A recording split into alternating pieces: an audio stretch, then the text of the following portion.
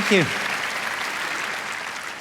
Thank you very much indeed. Well, as you see, my talk is entitled The Closing of the Modern Mind, and I thought we might creep up on that topic a bit by discussing first the opening of the modern mind, or when the modern mind really came to birth. And my great claim is that the 17th century is the moment in history when that happened. And that's the claim I'd like to substantiate for you. People asked me when I was writing this book what I was writing, and I said, I'm writing an intellectual history of the 17th century, and they all assumed that this was an attack on insomnia. But actually, it is such a fascinating subject and so absorbing that the minute that one gets into it, one is carried away by enthusiasm for a subject which is actually complex, but also vital. It has in it all sorts of lessons for our own time too. So to explain the motivation for writing this, I might mention that I'd written a couple of other things beforehand which involved traveling mentally through the 17th century. Talking, for example, in a book I did a few years ago about the concept of liberty, of how this concept arose at the beginning of the modern period with the Reformation, the idea of liberty of conscience in the theological sense. And that idea, of course, immediately, very rapidly spilled over into the idea of liberty of thought and inquiry. And that was an important moment in the origin of the natural sciences in the 16th and especially the 17th century, and in the philosophical revolution of the 17th century. It was also, of course, part of the atmosphere in which the tremendous outpouring of genius in literature and in the fine arts occurred in that period too, in the very late Renaissance. So the hint was offered me as I wrote on that subject that there was something rather special about this time. And then I wrote a biography of René Descartes. And everybody's heard of René Descartes because everybody knows his slogan, I drink, therefore I am. It's on every pub wall in the world, indeed, so people have heard of him.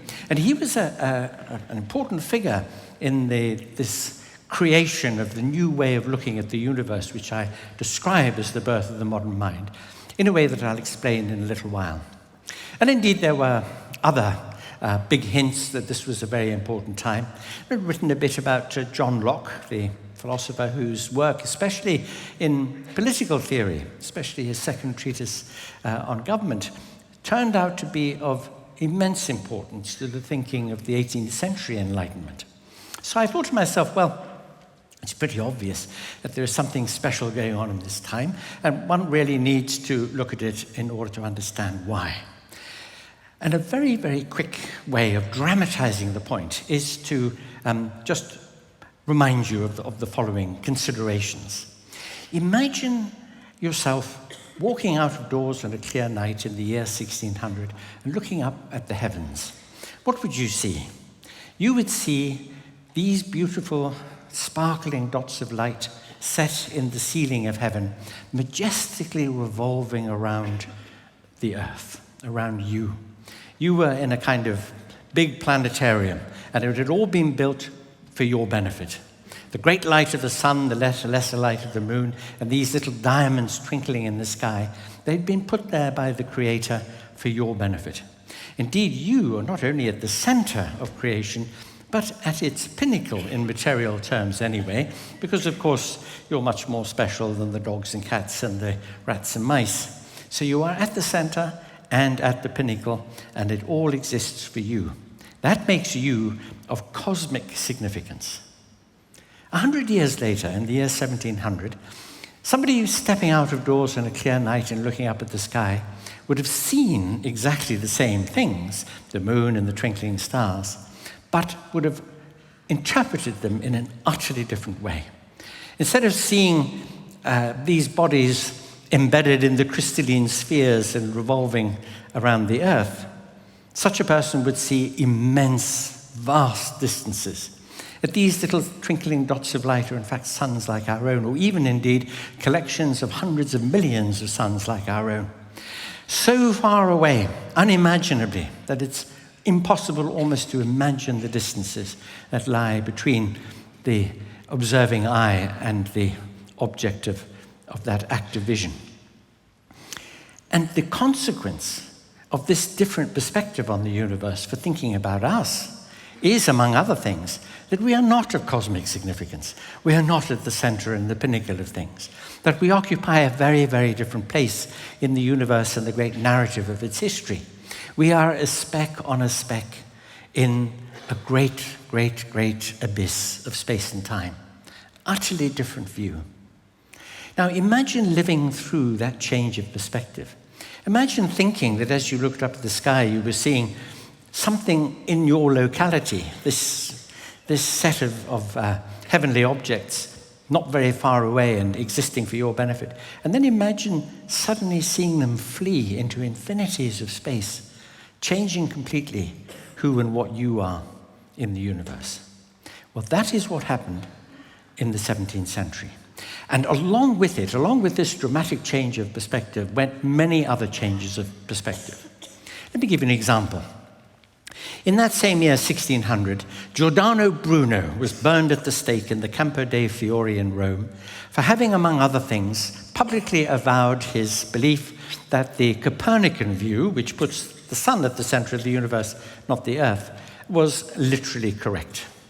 So he was arrested, and he was charged with heresy, with impiety, because in accepting the Copernican view, he naturally accepted some of the consequences of it for how we think about matters of religion and about human beings. And so he was killed for thinking these new thoughts, for being one of the very first among those who publicly committed themselves to that new view of the universe. In 1619, in Toulouse, in France, Cesare Vanini was burned at the stake for the same reason.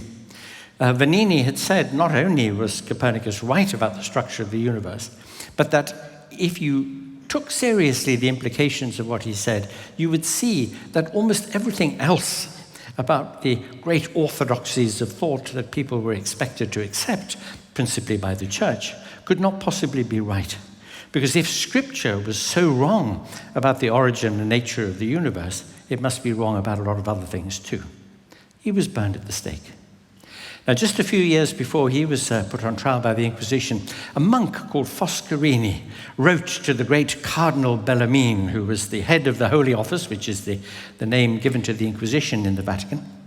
And he said to him, look, you know, in recent years, with the invention of the telescope and the publication by Galileo of his little book, The Starry Messenger, we now know that there are some serious questions to be raised about the picture of the universe given in Scripture. Surely we, meaning the Church, should begin to think a bit about this and to see whether we aren't wrong in the way we ask people to view the universe.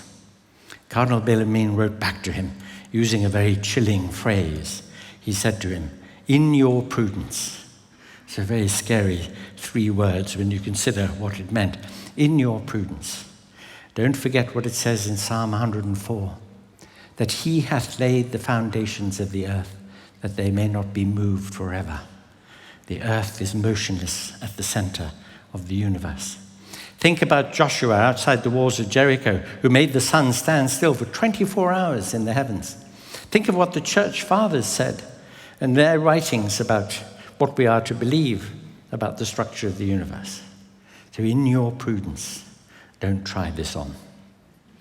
Now, of course, in the early 1630s, Galileo was put on trial for publishing his book, The Dialogue on the Two World Systems, in which he took the side of the Copernican view. He'd been warned not to on a couple of occasions before by the Vatican. Now he'd published this book. He was arrested, taken to Rome, put on trial, and he was forced, in order to save his life, to recant. He had to say, the earth doesn't move. Now, of course, it's a very sad reflection to think that the earth never moved for Galileo. But on his way out of the courtroom, he did say to somebody as he passed by, "But it does." Well, he saved his life, and he was kept under house arrest for the rest of his life and able to do more valuable work. But that actually was the last throw of the dice by the church. And trying to resist, as King Canute is said to have tried to resist the oncoming tides, trying to resist this tsunami of new ideas, of new ways of seeing the universe and thinking about it. And the church, and this of course is the Church of Rome, was dead set on keeping hold of the mind of Europe and not allowing these new ideas to become influential. Excuse me. Here's another example of how dramatically minds were changing in the 17th century. In 1606, Shakespeare had a play premiered in the banqueting hall at Whitehall in London. Banqueting hall, beautiful Renaissance neoclassical building, still stands, of course. And in it, this play, it's known to thespians as the Scottish play, was put on for the benefit of James I and VI and his court. And it was a very, very topical play, because less than 9 months before, an attempt had been made by a bunch of religious terrorists to blow up King James and his court in the Palace of Westminster, Guy Fawkes, on the 5th of November, 1605. And so this play, the Scottish play, of course, is about the murder of a king, the murder of King Duncan. And the point that the play was making was that to kill a king is not merely a crime. It is actually a blasphemy, a sacrilege, because a king rules by divine right. A king is, if you like, the regent of the deity on earth. And therefore, to kill a king is to commit a metaphysical crime. It upends the order of things, the right order of things. Remember, it says in the play, the horses will eat one another in the stables, the graves will open and the souls of the dead will come out and twitter and squeak like bats in the streets as they did when Caesar was murdered.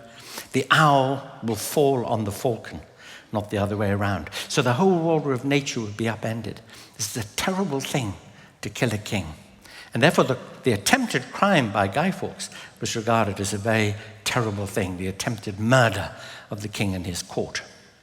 So that was 1606, that famous play, premised on that idea. 43 years later, in 1649, from the very same building, the banqueting hall in Whitehall, stepped Charles I onto a scaffolding where he had his head chopped off. By the way, Charles I must have been the first hipster. He put his little beard over the edge of the scaffolding block, saying it had done no harm, so he didn't see why it should be chopped off. Well, there must have been some people in the crowd that witnessed the execution of Charles I who were also present at the premiere of Macbeth. And yet in that one generation, 43 years, between 1606 and 1649, the idea of killing a king, of executing a king, had come to be acceptable. That Parliament, that the people through Parliament were able to assert their sovereignty over the life of a sovereign. Now that is a dramatic change of mind, a dramatic change of perspective that goes along with all the other dramatic changes of perspective in the 17th century. And what is even more surprising in a way is you'll be aware of the fact that the 17th century was a time in Europe of the most tremendous tumult. It was a century in which there were only 3 years when there was no actual fighting between armies somewhere in Europe. And at the very heart of the century was the most devastating and the most destructive war that Europe had ever seen to that date, the 30 Years' War. Began in 1618, ended with the treaties of Westphalia in 1648. And during those 30 years, 30 long, arduous years, armies of many, many different players, the French army, the army of the Holy Roman Empire, the army of the Catholic League, the army of Sweden, the army of Saxony, the army of Brandenburg, the Hungarians. These armies swept back and forth, back and forth, back and forth across Europe, devastating it, burning towns and cities to the ground, committing the most appalling atrocities. Think of the sack of Magdeburg in 1631, when 30,000 people were killed and the city razed to the ground. There were devastations enacted on the agriculture of Europe. It's said that 1 out of every 3 German-speaking people of the continent died either directly or indirectly because of that war, and some parts of Europe took nearly 2 centuries to recover from it. It was a really dreadful, terrible time. And yet, against the background of this, against the background of a century of sometimes very vicious conflict, there was this great efflorescence of genius. The rise of science, the philosophical revolution, literary works of eternal value, from Shakespeare and Milton right the way through Racine and others in France. The century is a century rich, really rich in genius. What explains that fact? Is there a connection between these two considerations? Well, if any of you have been watching the Olympics just recently, you will have noticed that high jumpers and pole jumpers and long jumpers have to take a bit of a run-up to their subject. So in order to understand the 17th century, you have to take a bit of a run-up to it, really, once you go back to the Big Bang. But I'll just go back to 1492. 1492, you may remember, was the year in which Columbus sailed the ocean blue. And, no doubt, much to the surprise of the people who lived there, discovered America. It was also the year in which the Catholic monarchs, Isabel and Ferdinand of Spain, expelled the Moors and the Jews. But in that year, another thing happened, which was of real significance, although the significance itself only became apparent over the next few decades. And this was the publication of a little book by an Italian scholar called Leonicini. And the little book was called De Erroribus Plinii, which means On the Errors of Pliny. Now, as you know, Pliny the Elder, very early in the first millennium of the Common Era, had produced a great encyclopedic work called The Natural History, in which he attempted to embrace and synopticize all the knowledge that was then known. It's a book which still retains some interest. For example, in book 36 of the Natural History, we are told that Apelles, the greatest painter of ancient times, was able, as Pliny says, to command the wealth of a small town for a single painting. Just shows you, plus ça change, art has always been expensive. But there were so many things in this work by Pliny that Leonicini, as he was going through it very carefully in order to make a new edition of it, in fact, he was making an edition of it to be printed. Just a few decades before this time, the printing press had been invented, Gutenberg, and immediately had spread itself to all the major cities and some of the lesser cities of Europe. Printing presses sprang up everywhere, and literally tens of thousands of books and pamphlets were pouring from these presses. And so, as you know, the Renaissance was a period of great rediscovery of classical literature and classical ways of looking at things. And so these texts of antiquity were being edited and published in large numbers. And Leonicini was making an edition of Pliny for this purpose. He discovered many mistakes in it. Of course, he thought, rightly in some cases, that these mistakes had been introduced by scribes making copies of manuscript versions of the natural history. But then he noticed that some of these mistakes could not be attributed just to scribal error, but they must have been the result of misunderstandings or ignorance on the part of Pliny. Perfectly understandable ignorance, because there were plenty of things he could not have known. Now, the importance of this discovery by Leonicini is this, that there had been a long-standing tradition of thinking of ancient times as a golden age, since when everything had been in decline, everything had got worse. The golden age saw people of great wisdom and understanding, giants of both mental and physical stature, and that the human species had just got worse and worse as things had gone by, and as time had gone by, and so we were much lesser people than they were. Now, this, of course, is a generalization to history of what happens in our own personal lives. You know, when we're little, we don't pay tax. People buy us ice creams. Everything's fine. When we grow up, we do pay tax, and nobody buys us ice creams. We have to buy our own. So, of course, things have got worse. So we attribute this trend to the whole of history. But Leonicini noticed that this couldn't be quite right, because if there were things that the moderns, as he would have thought of himself, knew and could do that the ancients couldn't, that in fact he could see further than Pliny could see, then this idea of a declension from a golden age really didn't hold water.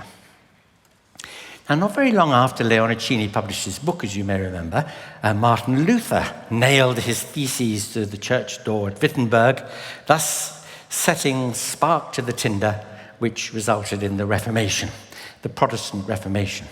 One of the many things that Luther was protesting about, of course, was what the church, then the church, became the Roman Catholic Church, was doing in order to raise money to build its beautiful Basilica of St. Peter's in Rome. It was raising money by selling people time off in hell. It's quite true. The sale of indulgences. You pay a sum of money, you have a couple of million years off in purgatory. Pay even more money, you have even more million years off in purgatory. This is a really, really good technique for raising funds. Some of you here may remember Bernie Madoff, he of the Ponzi scheme, whose big mistake was not to take a leaf out of the church's book. His mistake was to promise returns in this life. And this is why he was caught out. So, of course, Luther spotted that this was the most tremendous scam, and he protested against it. That and other things. So the Reformation got going, and as is the case with the Protestant communities of Christendom, they immediately began to vociferate. You know, I don't know whether you know this interesting fact, but in the United States of America, there are over 20,000 Protestant denominations, because Protestants can't agree with one another, for the very good reason that the central tenet of Protestantism is liberty of conscience in matters of religion. The permission, the license that we take as Protestants to think for ourselves in matters of theology. So, of course, consequently, you get the phenomenon that we see in Scotland, for example, the Church of Scotland, and then the breakaway group, the Free Church of Scotland, and then the breakaway group from that, the Wee Free Church of Scotland, and then the breakaway group from that, the Wee Free Church of Scotland, and so it goes on. And so this is what happened even in the 16th century, in the immediate aftermath of Luther. We had Zwingli, we had Calvin, and we had others, and so the Protestant communions themselves were at odds with one another. Truth is, they hated one another much more than they hated the Catholics, and that was the cause of some problem in the 16th and 17th century. But one of the immediate consequences of the Reformation was that in those parts of Europe, principally the northern and some parts of the western regions of Europe, where Protestantism took hold, and where therefore there was no longer a powerfully dominating church, like the Church of Rome in its own territories was, which could exert control over what people were allowed to think, what they were allowed to inquire into, and if they were unorthodox in any way, could be put to death for it. In the Protestant parts of Europe, the preachers and the ministers didn't have that power. And also, they had given the game away by saying that you should think for yourself. Of course, they meant in matters of religion. Although, as it happened, one of the really key moments in this whole process was a very big mistake made by Calvin. Now, as you know, in those days, people were mad keen, among Renaissance scholars especially, to really become masters of the classical tongues. Latin, everybody tremendously admired. Cicero, of course, was a great model of Latin prose, but also to learn classical Greek and Koine Greek. And Koine Greek is the language in which the New Testament is written. And there was a young scholar in Spain, he was a civil servant in the government of the Spanish Habsburgs, taught himself Koine Greek, read the scriptures, and found to his surprise that there is no scriptural basis whatever for the doctrine of the Trinity. Trinity being God in three persons, a sort of miraculous kind of arithmetic. And he saw that there was no basis for this at all. And so he wrote a book advancing a Unitarian view of the deity.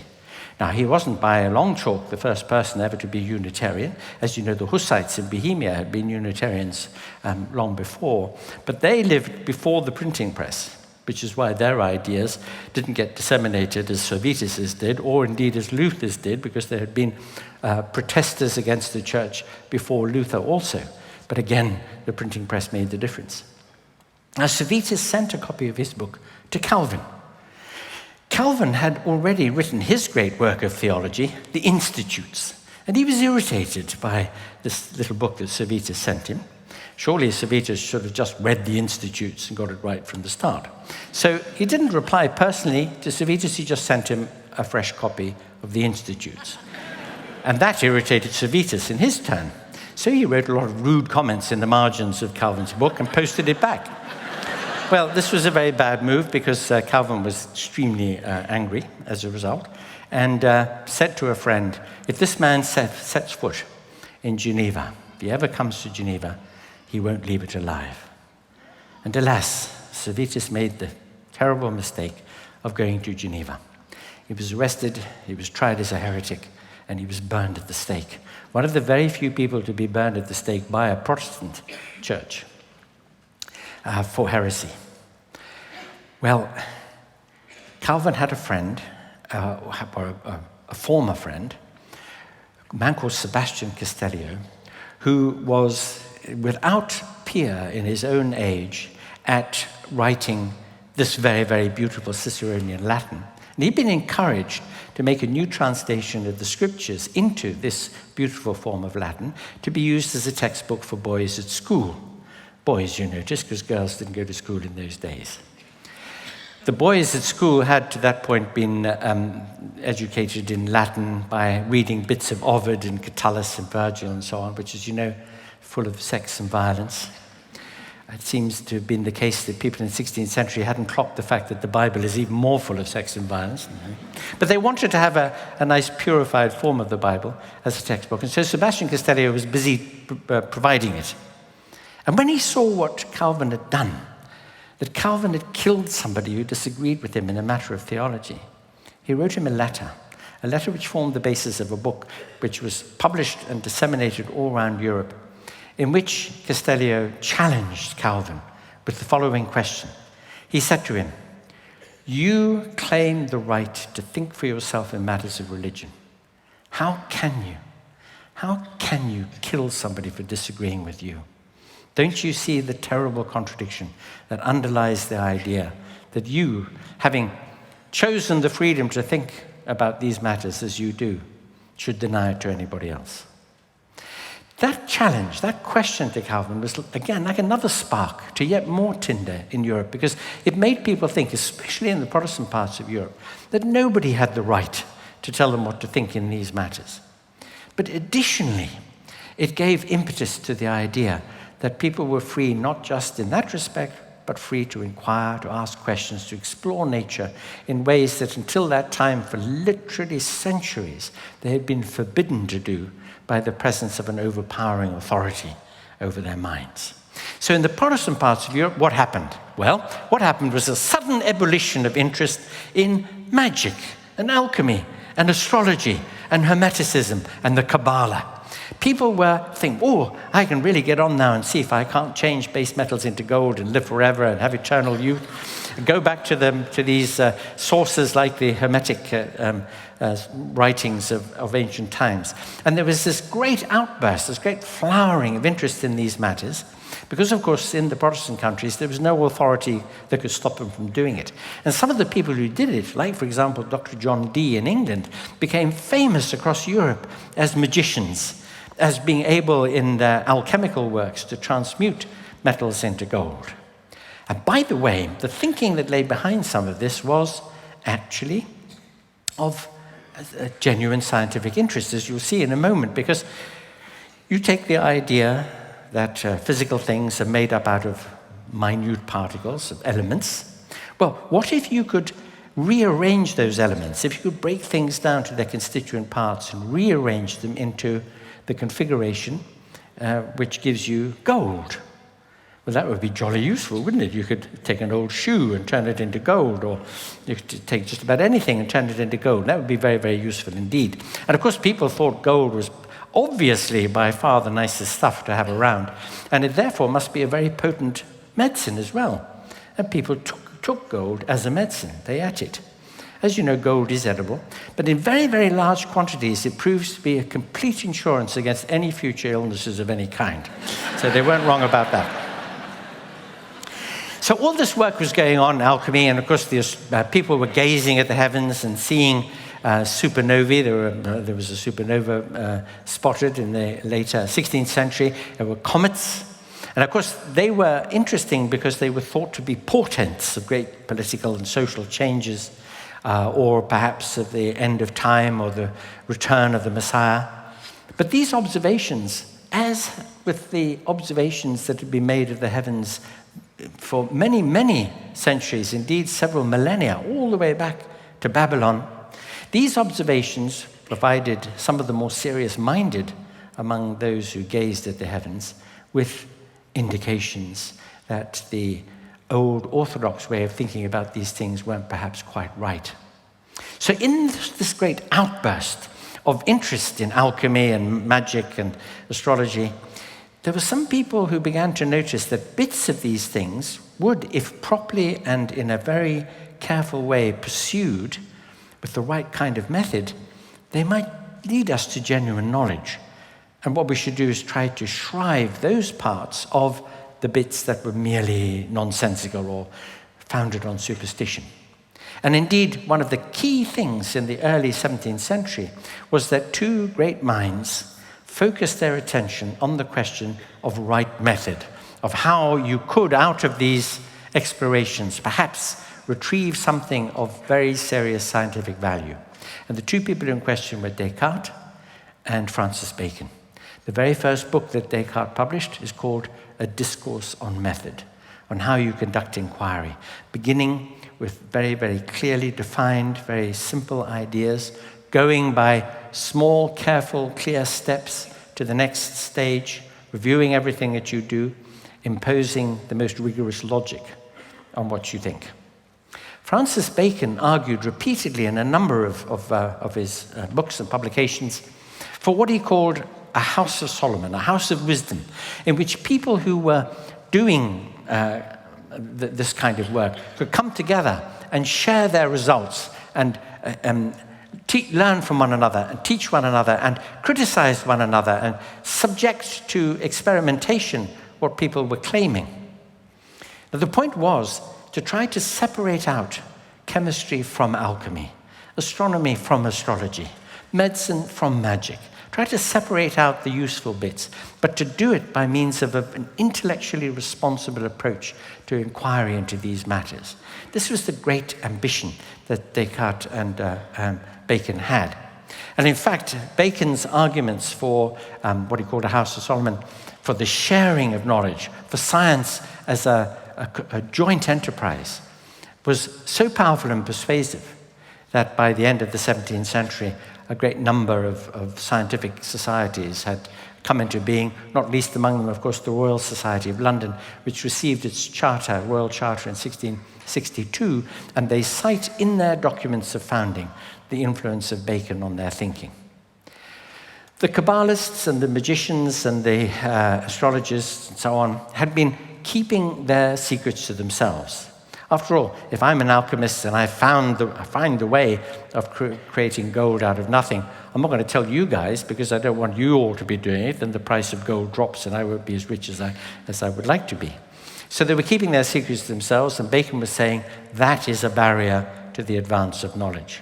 And so the argument, and it was a very important argument, carried the day about the sharing, the pooling of knowledge, and the mutual testing and criticizing of ideas. But how did these ideas get around? How did people do that in the early part of the 17th century? How did people communicate the results of their work? How did they criticize and challenge one another to help one another with the progress of their work? Well, the answer is the postal service. Now this, of all the things in this book, you might think really is the one that would help with your insomnia, but actually it turns out to be the most fascinating story too. Because there were a number of individuals in Europe, Marin Mersenne in Paris, Samuel Hartleb in London, and others, who acted as kind of internet servers of the 17th century, in the sense that people would write to them with their ideas and their experiments. They would make multiple copies of these letters and send them out to all sorts of other people. So they were hubs from which these ideas spread out. And people began to get to know of one another and what other people were doing, got in contact with them. But not only that, how did these letters manage to get around Europe when, prior to this time at any rate, there'd been such rigorous censorship, such very, very strict controls on what people were able to write to one another or send to one another around Europe? Well, the answer is the war. The war broke down the barriers, broke down controls, emptied the guardhouses on the borders between countries, made it impossible to censor the communications going around Europe. And not only letters, but people. People were going either as soldiers or as accompaniers to armies and traveling around Europe. And there were no passport controls to stop them doing it.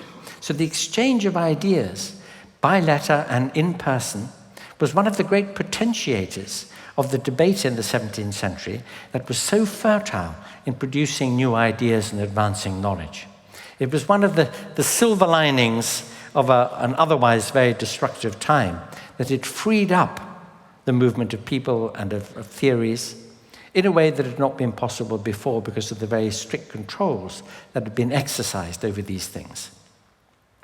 Now, the 30 Years' War was particularly important in this respect because it was so devastating and because there was such an anarchy, such chaos across Europe that this was able to happen. And so it's of significance to notice that at the very beginning of the 30 Years' War, in 1618, the reasons why it happened. What happened was that almost for the first time in the 1,000 years in which Christendom had existed in the form that the Reformation attacked, that the people of a place, Bohemia and Moravia, part of the Holy Roman Empire, but having converted to Protestantism in the preceding century, decided that they didn't want to have a Catholic as their monarch. And so they fired Ferdinand II, the Holy Roman Emperor, and they invited a Protestant to come and be their king. They invited Frederick of the Palatine. Made a bit of a mistake there. He was the wrong kind of Protestant for a start. He brought a whole lot of Germans with him, and the Czechs didn't like that at all. So the whole thing was a disaster. And in any case, the Emperor Ferdinand wasn't at all happy about his Bohemian subjects trying to break away from him. You may remember that he sent a couple of ambassadors to Bohemia to tell them to behave themselves there. And the Bohemians threw these ambassadors out of a window in Prague Castle. This is the famous defenestration of Prague. The two ambassadors fell into a rubbish dump about 30 feet below the windows.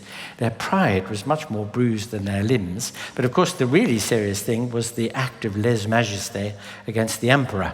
That's why he ordered Duke Maximilian of Bavaria to get together an army and go to Bohemia and to beat them, which he did at the Battle of the White Mountain. And then the most terrible atrocities at the point of a sword and a lance forced the populations of Bohemia and Moravia to reconvert to Catholicism. And there were tremendous massacres and burnings of towns and villages and so on to effect it. One little detail is that when the ambassadors were thrown out of the window of the castle, Catholic propaganda put it about that they'd been caught by angels and lowered into the rubbish dump. Which I've always found a very curious detail, because if you're going to be caught by an angel, why be lowered into a rubbish dump? You would expect them to at least have been lowered onto a neighboring lawn. At any rate, the war had begun, and it was very, very devastating, and in many ways, an horrific event. But as I say, it had these silver linings, one of which was the opening up of possibility for exchange of people and ideas. Another is that, alas, all wars put history into fast-forward mode.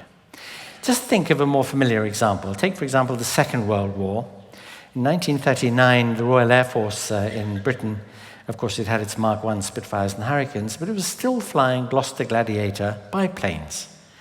In 1945, it was already flying the Whittle jet fighter.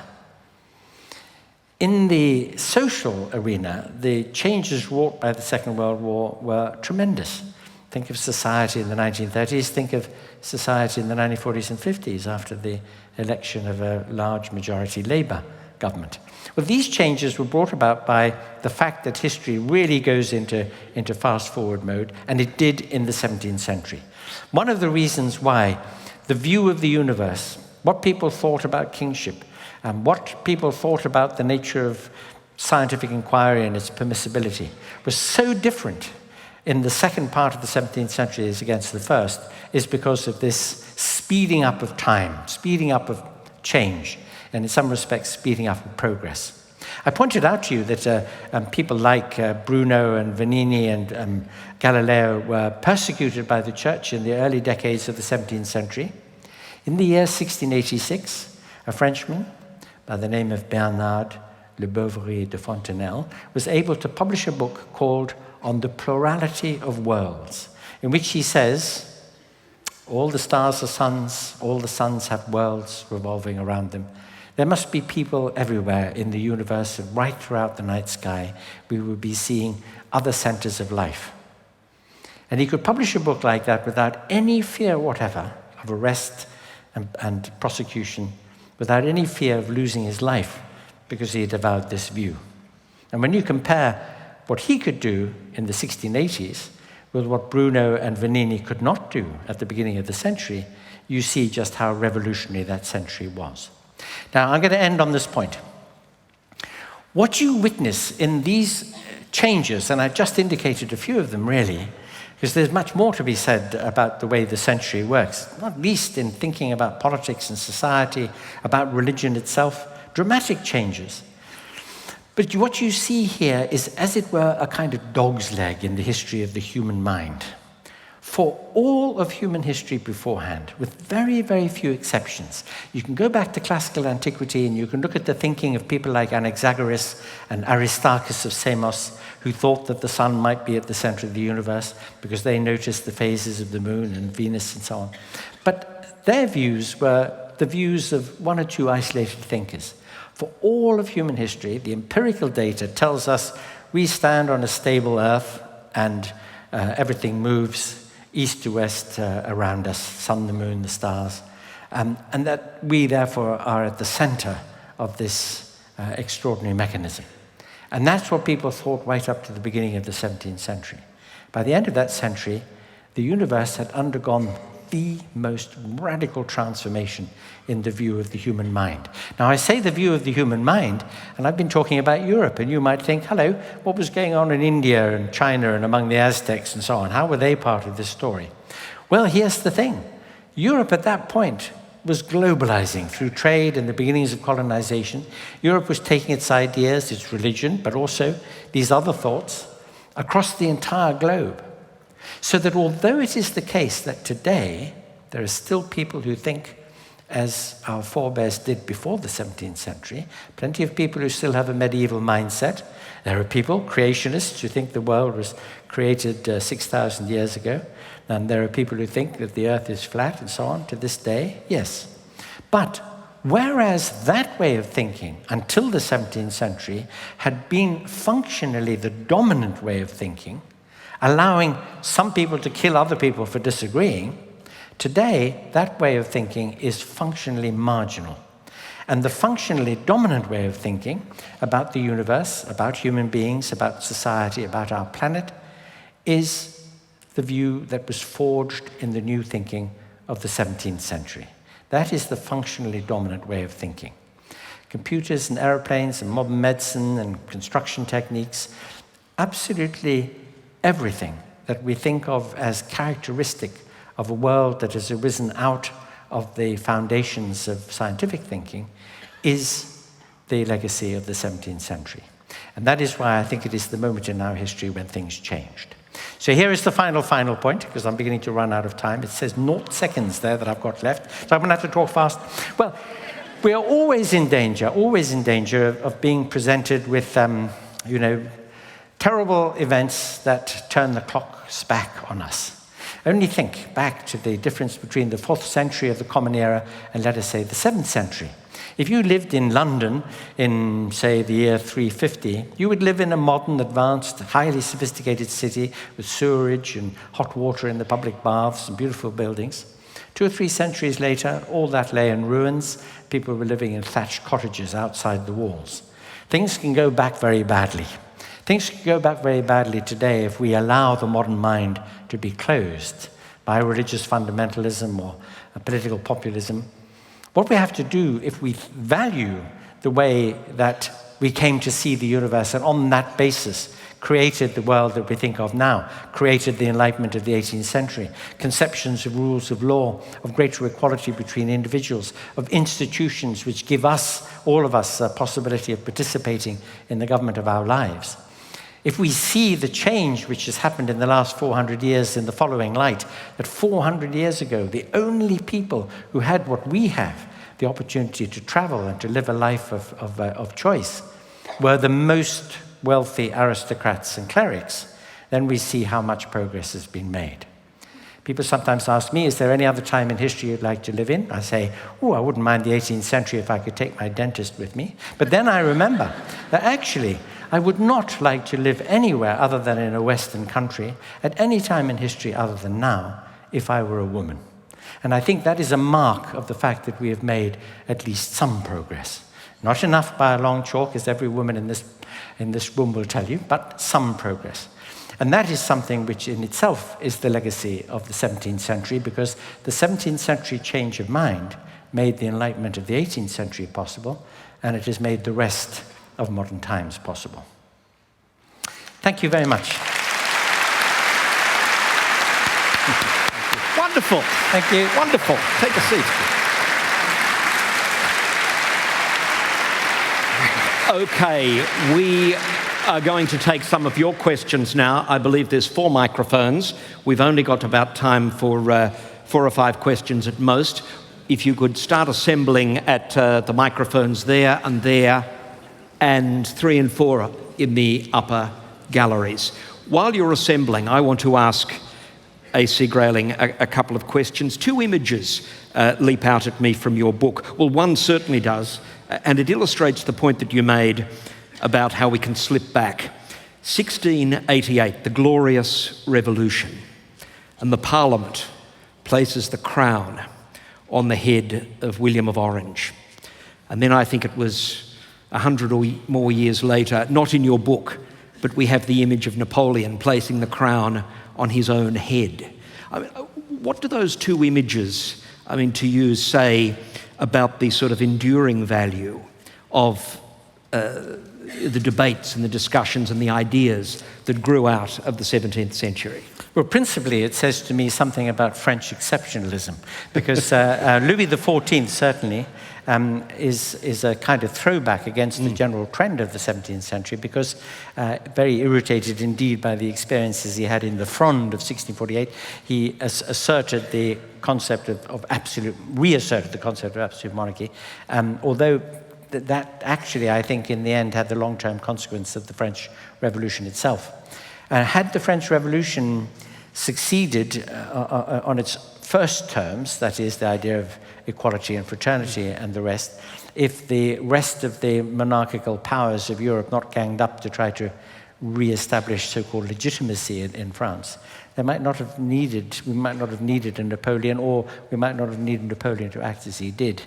But Napoleon put the crown on his own head because the other monarchs wouldn't treat with him. They wouldn't deal with him because he was just a corporal with a marshal's baton on his back. So he said, okay, well, if you only talk to a monarch, I'll make myself an emperor. But there's something, though, about the image, as I said, of the Glorious Revolution. I mean, what values did the Glorious Revolution introduce that endure today? Well, that actually was a very important moment, because the so-called Glorious Revolution was kicking out James II, inviting William of Orange and James's daughter Mary to come and be joint monarchs in Britain, and on the basis that it was Parliament, not God, who was appointing the king, and restricting the powers of the king. So raising an army, going to war, raising taxes, and so on. These were things that were going to be limited by the need to have parliamentary agreement to them. And this is very, very significant, because you have to remember that just at this point, at the same point at which the English Parliament was doing this, England was becoming the world superpower over the next 2 centuries, exporting these ideas about parliamentary ways of doing things, exporting its other institutions, cricket and 1 or 2 other things, and just generally, of course, thinking that it was making a vast improvement.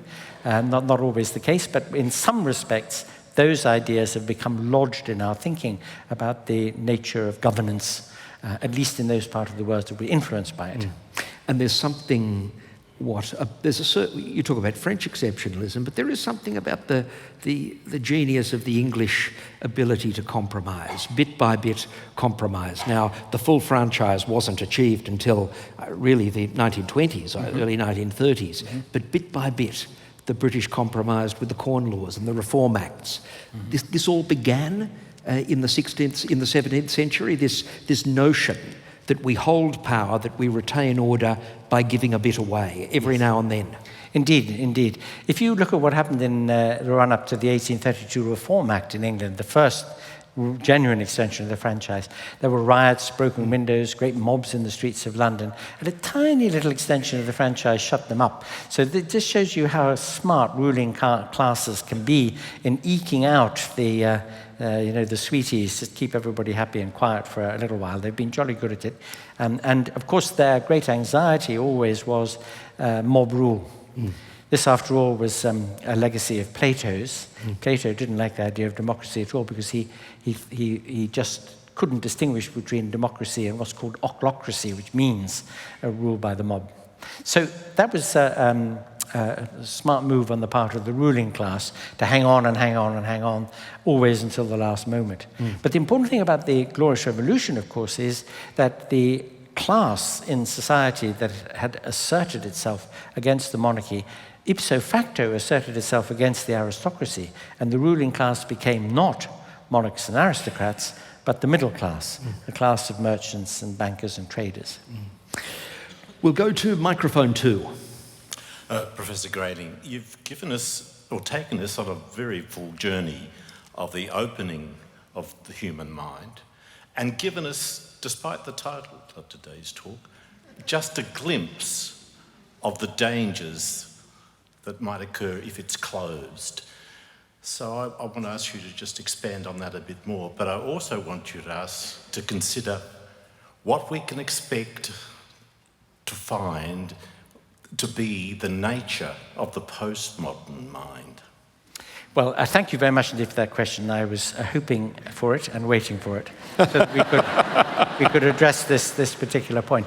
Well, as I hinted at the very last minute there, hastening to the end, that if we were to look at the obverse of which the reverse of this coin is, as represented by what happened in the 17th century, that is the repudiation in the 17th century of the hegemony over what it is permissible to think and to inquire into. If we get a reassertion of orthodoxy, of people saying, you must believe this, you must think that, you're not allowed to ask these sorts of questions, you're not allowed to investigate into that subject matter, then we will go back to the pre-modern mindset and way of thinking about things. Everywhere in the southern states of the United States of America, in parts of the Middle East and West Asia, there are people who want other people to stop thinking and stop asking questions, but just to believe and to obey. Now, the great Immanuel Kant in the 18th century wrote an essay called What is Enlightenment? The very name given to that 18th century movement that grew out of the 17th century comes from that essay. And in it he said, the key to an era of the enlightening of the mind, of the opening of the mind, is the freedom to think, the courage to challenge and to ask questions. The minute that you begin closing down, that enterprise is in danger. Now, I've pointed at religious fundamentalisms and orthodoxies as the principal historical danger, but there are others. What about safe spaces for not thinking about challenging ideas? What about the need for trigger warnings so people can run away if you're going to discuss something that might be uncomfortable or which disagrees with them? What about the idea that we must tread with such care on all the eggshells of all the sensitivities and possibilities for affront that we're no longer able to talk openly or even indeed to probe and to inquire? That would be another form of the closing of the modern mind. And all these things have to be resisted. And they have to be resisted by saying to people, firstly, there is a tremendous value in the freedom of thought and the freedom of expression. But there is also an important duty, a duty, if you are going to accept free speech and free inquiry, to accept that there are going to be people who are going to say bad things and want to do bad things. And the way to deal with that is not to shut them up, but to use better free speech against them, is to challenge them and to argue with them and to stand up against them. something which is not always easy to do. You know, most of us would rather live peaceful lives than have scraps with people. But you meet somebody, a racist, a sexist, or somebody who wants to threaten your life because you don't share their view of the world, you've got to stand up to them, because that is the only way we're going to keep the mind of humanity open. This is... Yes.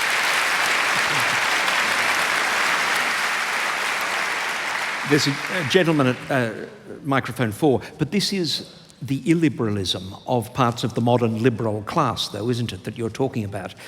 Timothy Garton-Ash has spoken about it. I think Alan Bloom wrote about it 25 years ago. You really see this as a threat comparable to that of religious dogmatists 300 years ago? Well, in the following sense, that the great contradiction that lies at the heart of the small L liberal outlook, which is to be tolerant and accepting and to encourage people to put forward their points of view, is that you tolerate the intolerant inadvertently. So you have this liberal dispensation, and in the midst of it, you've allowed people to come up with ideas that, if those ideas became dominant, would shut you up forever. So there is a point. You know, it's a bit like saying you've got to have an open mind, but not so open that your brains fall out. You've got to have a line somewhere in the sand. You've got to have some standards, and you've got to be prepared to make a case against people who make a case you think is wrong. Okay, microphone 4, we've got time for one last question. Thank you for that presentation. I was just thinking about your points about how Protestantism became the kind of the beginning of free thought, or modern free thought. And I was wondering, how did Protestantism change? It doesn't seem very open to free thought today. Did it go backwards, or perhaps has it stayed the same, but maybe it didn't go far enough in promoting free thought? No, it didn't go backwards. It's always been back there. But as you look at the Puritans in the 1640s, managed to close the theatres of London. Imagine that, closing the theatres of London so soon after the age of Shakespeare and Ben Jonson. It was the weakness of the Protestant communions that allowed thought to flower up. Not because that they were promoting it. They didn't like it any more than anybody else did, but they weren't able to do anything about it. So it was an important accidental byblow of the fact that they'd come up. But I think a really important point to make about Protestantism is that it is so internally prone to fragmentation that it will almost always be weak unless there is in some local areas, some genuine unity of thought among it. This is why when people look at the history of persecutions of witches in the 17th century, there were a tremendous number of them in the early part of the 17th century, because wherever the Catholic forces of the Holy Roman Empire recaptured a part of Protestant Europe, they arrested and burned many people there as witches, because of course they thought Protestantism was the work of the devil. In Salem, in the late 17th century, in New England, where Puritans were very much in control, they did the same thing. Everywhere that a religion gets into a dominant position, it will do this. I just want to remind you, in the year 313 AD, Constantine decriminalized Christianity, which until that point, of course, had been regarded as a form of atheism, because the Christians wouldn't get together with the rest of the citizens of the Roman Empire to worship the emperor and Jupiter and so on. So the kind of Christian literature that was written at that time is called apologetical literature, that is, trying to persuade people of the truths of the faith. By the 11th, 12th, 13th, 14th centuries of the Common Era, there was no longer any need for apologetics, for persuasion, because by that time it was a criminal offense not to believe the doctrines of the church, and you would be burned at the stake if you did. As a result of the 17th century, apologetics came back into the picture. William Paley's famous book, The Evidences of Christianity, was, since you couldn't burn people like me at the stake, you had to try and persuade us. Not that it would work, but they tried it anyway. They come back into the picture with that. And this is the sort of arch of the progress and regress of religious dominance over human minds, broken at the apex of the arch by what happened in the 17th century. Read more about it in The Age of Genius. A.C. Grayling, thank you so much. Thank you. Thank you.